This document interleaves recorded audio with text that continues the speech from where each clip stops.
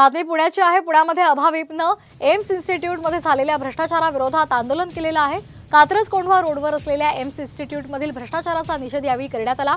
विद्यार्थ्यांना न्याय मिळावा अशी मागणी सुद्धा करण्यात आली। भ्रष्टाचाराची चौकशी करून विद्यार्थ्यांना न्याय मिळावा अशी मागणी आंदोलनकर्त्यांनी केलेली आहे।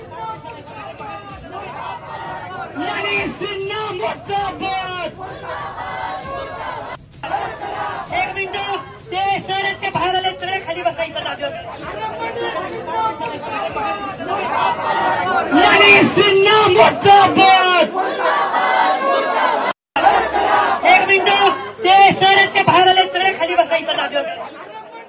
इन्स्टिट्यूटमध्ये शिरण्याचा सुद्धा प्रयत्न केलेला होता। पोलिसांचा या ठिकाणी बंदोबस्त आता तैनात आहे। इन्स्टिट्यूट विरोधात जोरदार घोषणाबाजी करण्यात आली।